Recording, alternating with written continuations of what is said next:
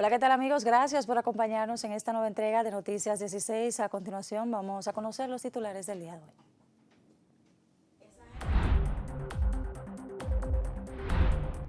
Defensa de Hugo Veras, afirma presidente Abinader, ordenó continuar con licitaciones.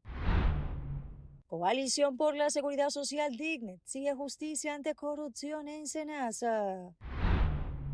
Clínica donde murió mujer en Santiago tenía prohibido hacer procedimientos estéticos. Leonel Fernández afirma que la situación de Irán no es excusa para pedir más sacrificios.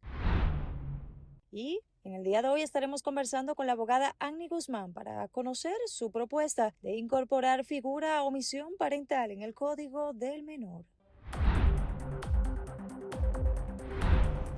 Gracias por quedarse con nosotros. Iniciamos de inmediato. En el sexto juzgado de la instrucción del Distrito Nacional continúa la audiencia preliminar de presunta estafa en el Instituto para el Tránsito y Transporte Terrestre, cuyos principales imputados son Hugo Veras, exdirector del Intran, y también el empresario Jochi Gómez, propietario de Auritz. Conectamos ahora en vivo con nuestra compañera Paola Benítez, quien se encuentra en directo desde el Palacio de Justicia y nos amplía los detalles de esta información.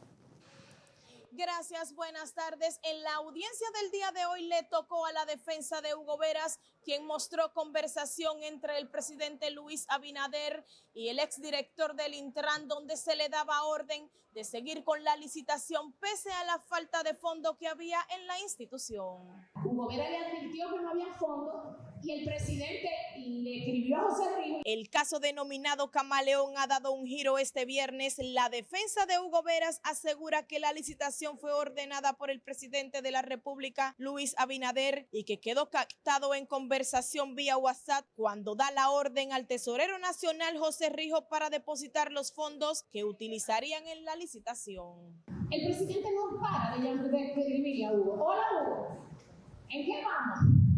¿Cómo vamos, Hugo? Y Hugo le tiene que reportar en qué vamos. O sea, hay un interés y es obvio. Y es obvio que hay un interés del presidente de la República. El aparatoso allanamiento, como fue calificado por la jurista por ser delante de su hijo menor, cuando el exdirector del Intran solo recibió orden por tratarse de un tema prioritario como el del tránsito. Yo fuera presidente, Dios me libre, y pues el tránsito fuera uno de los problemas más grandes que yo quisiera resolver, porque eso nos pone a todito de mal humor. Entonces, él dice, Hugo le responde, no vamos a perder tiempo, lo estoy trabajando y Porchela está muy alineado. Claro, el presidente habló con Porchela. Sin embargo, la abogada también aseguró que las pruebas del Ministerio Público solo demuestran una falacia al indicar que en este caso no hay delito, sino mucha irresponsabilidad. El presidente le acaba de dar la orden a las 4 de la mañana. Y él lo hace. ¿Y usted sabe qué dice el Ministerio Público de esa prueba documental 87? Que esa es la prueba que primero no tenía que ser Hugo Veras que hiciera esa solicitud. En las pruebas presentadas por la abogada Laura Acosta del exdirector del Intran, Hugo Veras, también salieron a relucir nombres como el de Carlos Pimentel, director de Contrataciones Públicas, y el consultor jurídico Antoliano Peralta, ya que según hubo una notificación que dio parte del proceso. El caso del Intran ya está en su fase final y es cuando el tribunal evalúa los argumentos de las partes para determinar si es posible enviarlo a juicio de fondo. Es toda la información que tengo desde el Palacio de Justicia de Ciudad Nueva. Ahora yo retorno contigo al set de noticias. Muchas gracias, Paola. En otro orden, en la provincia de Hermanas Mirabal, el presidente del partido Fuerza del Pueblo, Leonel Fernández, afirmó que el alza en el costo de la vida no puede ser justificada, según él, por factores internacionales, y sostuvo que los precios ya venían en aumento como consecuencia de la ineficiencia del gobierno del Partido Revolucionario Moderno. El exmandatario cuestionó que las autoridades intenten atribuir el incremento de los precios a la situación internacional, señalando que los aumentos en productos básicos se registraban antes del conflicto en Irán. El gobierno aspira en estos momentos a encontrar un chivo expiatorio que le permita justificar todos sus desafíos. Ahora todo se debe a la guerra en Irán.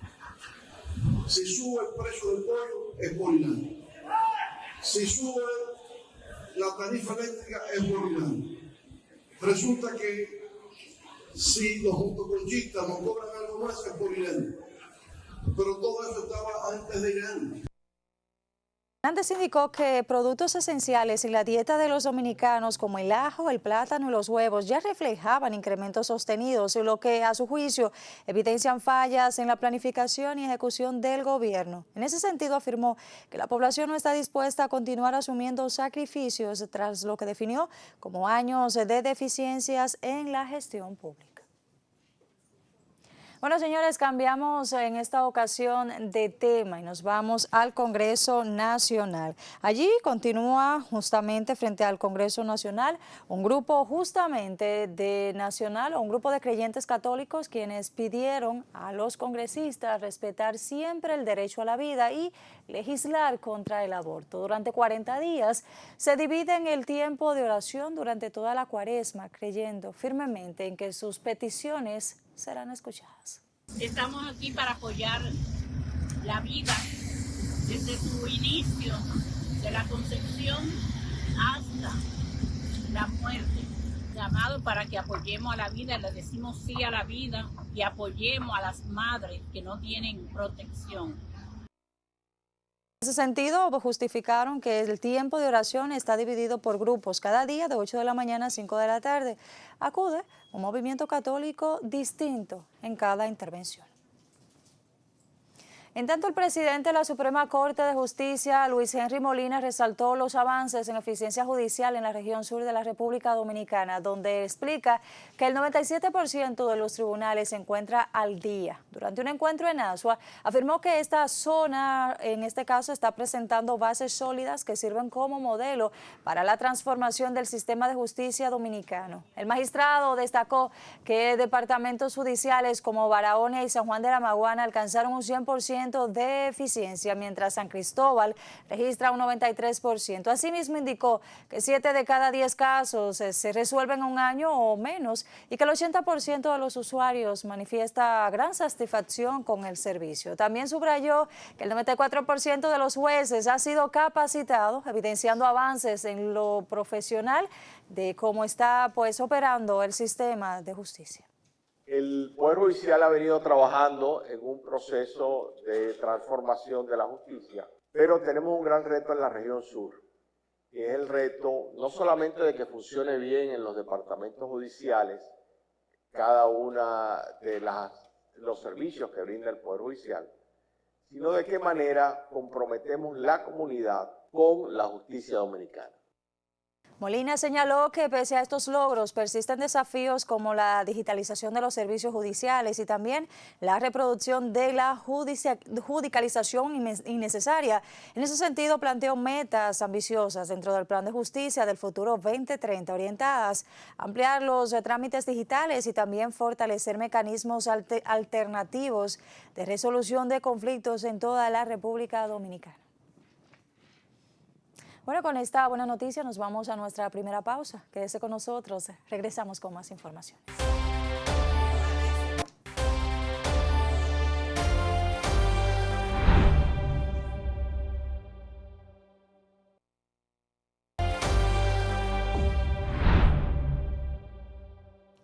Muchas gracias por quedarse con nosotros. El senador por el Distrito Nacional, Omar Fernández, contrajo matrimonio con su pareja Alexia Rubio durante una ceremonia íntima realizada en un hotel de la capital. El matrimonio fue por la vía civil y a la misma solo asistieron familiares y amistades cercanas a la pareja. La relación entre el legislador y Alexia es pública desde el mes de marzo del año pasado. La pareja anunció el compromiso el pasado mes de diciembre. El hijo del expresidente Leonel Fernández saltó a la principalía del escenario político desde el momento en que fue electo como diputado en los comicios de 2020. En los últimos años, la Fuerza del Pueblo le ha dado principalía y se ha debatido si este podría ser candidato presidencial por encima de su padre para el año 2028. Bueno, señores, el Instituto Técnico Superior Comunitario inauguró su Feria de Empleo 2026 en San Luis, en Santo Domingo Este, con la participación de más de 50 empresas y una masiva asistencia de estudiantes y también de egresados. En este caso, pues esta magna actividad estuvo auspiciada y como plataforma clave se está presentando para facilitar la inserción laboral y fortalecer el desarrollo profesional en la República Dominicana. La iniciativa, desarrollada en coordinación con el Ministerio de Trabajo y el Ministerio de Industria, Comercio y MIPYMES, ofrece oportunidades reales de empleo, entrevistas preliminares y también orientación directa de reclutadores. Estamos acogiendo todos los sueños de nuestros muchachos, 6.132, y acogiendo los más de 7.000 egresados en un lugar para poder decir hoy que estamos construyendo futuro en esta nación. El evento reúne empresas de sectores como manufactura, salud, turismo, tecnología y servicios, además de incluir talleres y charlas sobre habilidades laborales. También cuenta con una jornada de bancarización impulsada por el Banco de Reservas y ampliando de esta manera las oportunidades de inclusión financiera y acceso a servicios para todos los participantes. En tanto, el Ministerio de Administración Pública informó que con motivo de la Semana Santa, la jornada laboral en el sector público se extenderá hasta el miércoles 1 de abril a las 4 de la tarde, según lo establecido en la circular número 001054. De acuerdo con la disposición oficial, la medida busca organizar el funcionamiento del empleo público durante este periodo, garantizando la continuidad de los servicios esenciales brindados a la ciudadanía.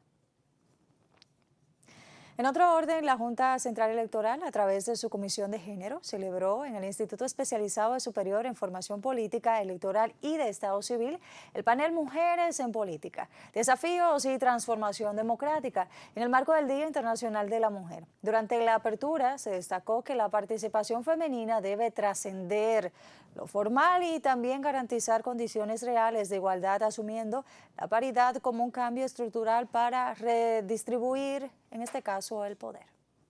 Hablar de mujeres en política es hablar en esencia de democracia, y no de cualquier democracia, sino de una democracia sustantiva que no se limite a la formalidad de la participación, sino que garantice condiciones reales de igualdad en el acceso, ejercicio y permanencia en los espacios de poder. Tenemos mujeres políticas empoderadas y tenemos el referente de la región de Ana Paola para diseñar qué es lo que necesitamos nosotras las mujeres.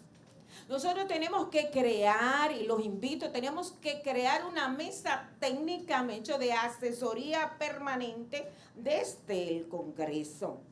Cuando hablamos de mujeres en política, no estamos hablando de una agenda sectorial, estamos hablando de la calidad misma de la democracia.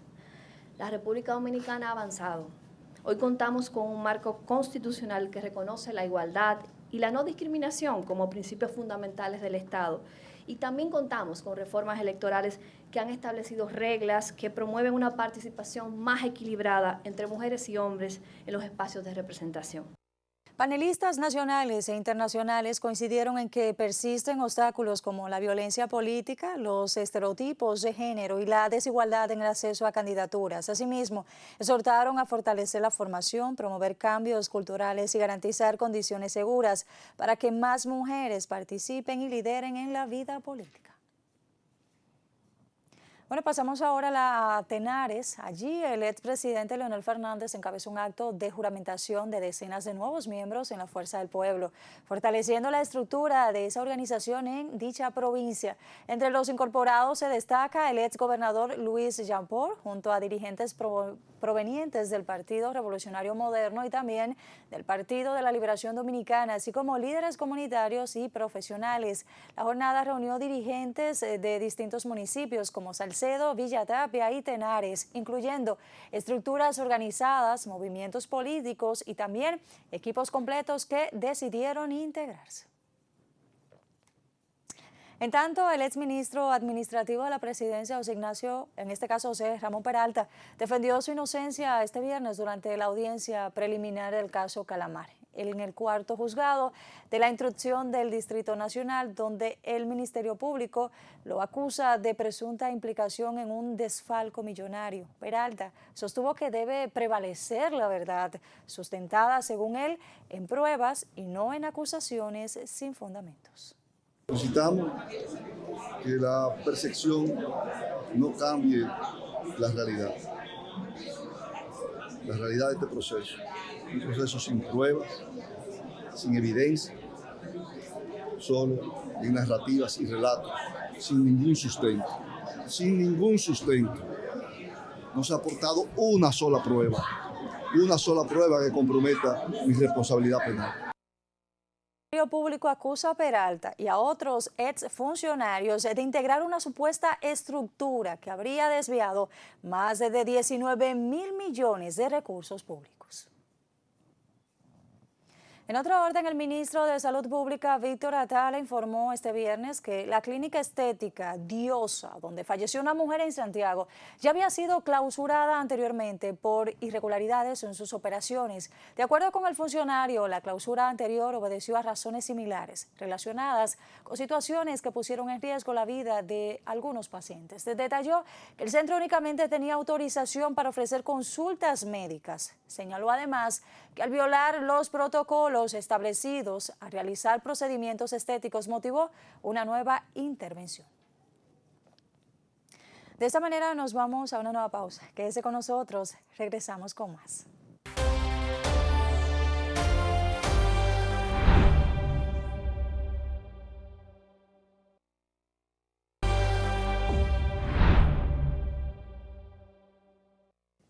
Estamos de regreso, gracias por quedarse con nosotros. A propósito del cuidado y de la protección a los más pequeños, hoy recibimos en el estudio a la licenciada Agni Elizabeth Guzmán Jiménez, quien es abogada penalista y también especialista en Derecho de la Familia y, por supuesto, de la niñez. Con ella estaremos hablando sobre una propuesta legislativa de tipificación de la omisión parental, de esta omisión parental grave y también el encubrimiento familiar.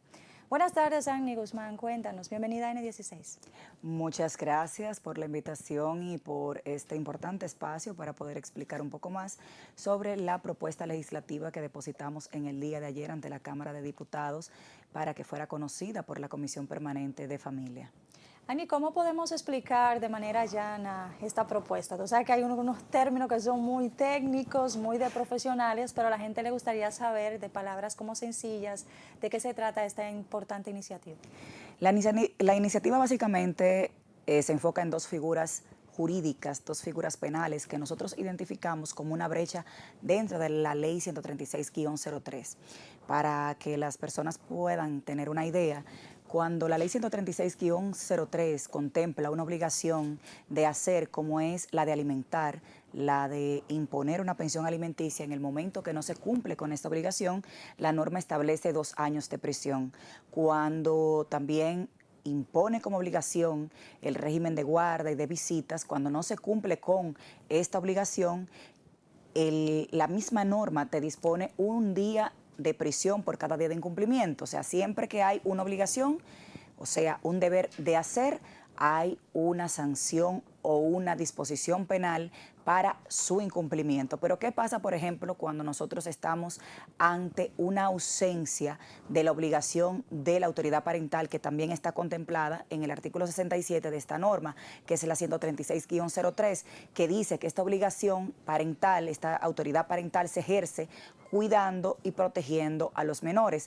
Pues hay una brecha legal en cuanto a esto, porque solamente en casos de abuso y demás contempla una sanción para el agresor, pero no para quien omite hacer algo cuando lo tiene que hacer. Entonces, ahí es donde viene la omisión parental grave, que es aquella que cuando las personas que somos garantes frente a las obligaciones del menor, como es en primer orden la familia, en segundo lugar el Estado y nosotros como sociedad en su conjunto, nosotros como garantes, todos los actores, no hacemos nada. Entonces ahí viene esta tipificación que nosotros hemos propuesto para decir, ante una ausencia de acción ante un riesgo previsible, un riesgo evitable, un daño inminente que también se puede evitar y se omite el deber de hacer algo para evitar que ese daño suceda, entonces ahí entra la omisión parental. Entonces la otra figura jurídica, que es el encubrimiento familiar, es cuando hay una situación, casi todos los procesos en los que los niños se ven involucrados en situaciones de abuso, de maltrato, violaciones sexuales y demás, se dan en el contexto del entorno familiar y el entorno social que rodea a este menor. Entonces, cuando la familia, en lugar de denunciar o en lugar de hacer algo, encubre esta situación y omite denunciar, también entonces incurriría en este otro tipo penal que nosotros hemos configurado, que se llama encubrimiento familiar. Y cuando alguna de estas dos cosas suceden, pues entonces nosotros hemos dispuesto una sanción penal. En este documento que bien detallas de manera legal, más allá de la sanción en que nos has mencionado, entiendo que se puede percibir de manera muy clara, ¿qué otras estrategias en este proyecto incluyen ustedes de manera preventiva para reducir, en este caso, este tipo de omisión o encubrimiento? ¿Tienen alguna sugerencia, algunos aportes dentro del mismo documento? Claramente, porque todo lo que nosotros hemos hecho ha sido sobre el componente de graduar. O sea, todo ha sido un tema gradual en la cual las personas primeramente pues tengan conocimiento de qué constituye la norma, tengan conocimiento de qué es una omisión parental, cómo se deben de cumplir estas responsabilidades parentales. Esto en los casos en donde se pueda identificar que ha habido alguna falencia que no constituye una omisión parental grave. Por eso la tipificación es muy clara en decir la palabra grave, porque si hay una omisión parental que, por ejemplo, es producto de una situación de vulnerabilidad o de precariedad o de pobreza o de falta de educación, pues ahí viene la ley a suplir también este aspecto para de que cuando se identifique, entonces entren los organismos interinstitucionales como está el CONANI, el Ministerio Público, las diferentes entidades del Poder Judicial y demás, a poder entrar primeramente a tutelar el derecho del menor y en segundo lugar pues a armonizar y orquestar toda una estrategia y un protocolo que pudiera devenir en esta política pública de Estado para que cuando hayan estas situaciones en poblaciones vulnerables, que todos sabemos que existen, entonces entre a regular que estas personas tengan estas medidas socioeducativas que también incluimos dentro de la propuesta que entregamos. En este caso, ¿qué criterios serían los diferenciadores de una omisión leve, de una gravedad o dentro de su propuesta? ¿Cuáles son los conceptos que ustedes tienen delimitados dentro de la misma? La capacidad real de cumplimiento, porque muchas de las omisiones pudieran constituir no una gravedad por el hecho de que, por ejemplo, nosotros hemos contemplado factores de pobreza, los factores de pobreza y los factores educacionales. Hay familias que no entienden por una cuestión cultural que posiblemente algo que está tipificado en la norma es específicamente un delito o que está seriamente tipificado. Entonces, por eso hay una gradualidad de la pena. Por esa razón, nosotros no entramos primeramente a castigar por castigar en cuanto a la propuesta que nosotros hemos depositado. No entra simplemente a decir, bueno, si ya descubrimos que tú has incurrido en esta conducta que no constituye un tema de gravedad, por ejemplo, como el encubrimiento familiar, porque el encubrimiento familiar habría que ver de qué estamos hablando. Si estamos hablando de una violación, si estamos hablando de algún tipo de daño que ya se ha producido y que la familia tenía conocimiento y decidió no actuar, ya sea porque posiblemente es un familiar muy cercano o es un amigo muy de la familia, entonces dijeron, bueno, pues mejor para hacer una denuncia, mejor lo manejamos aquí, entonces eso sí es grave, pero en el caso, por ejemplo, de otras acciones o omisiones, como niños que a veces, por situaciones de pobreza, incluso no se pueden cumplir con las obligaciones de educación o con las obligaciones de salud, entonces hay que entrar en ese trabajo que, como digo, debe de orquestarse a través de una política pública, un protocolo de cumplimiento, a identificarlos y entonces a poder subsanarlos como Estado, que es corresponsable también de que esta política de Estado, esta política normativa tenga una efectividad.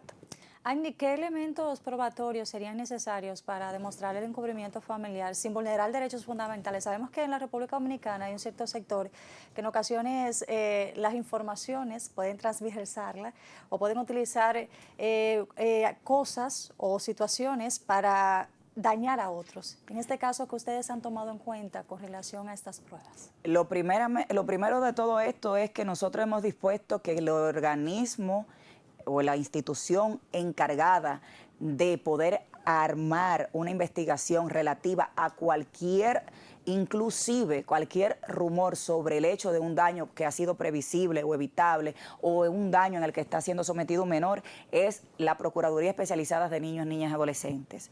Por, primeramente, el carácter especial que tiene, y también porque es un órgano especializado específicamente en este tipo de asuntos. Entonces, no es lo mismo, y aunque el Ministerio Público es único e indivisible, una procuraduría normal de casos ordinarios a una procuraduría o un Ministerio Público especializado en materias de niños y niñas y adolescentes que pueda identificar riesgos graves o leves, dependiendo de la situación en la que se trate. Entonces, primeramente, esto es lo primero que contempla la norma, que toda investigación para recabar pruebas sea levantada, lógicamente, por este organismo especializado.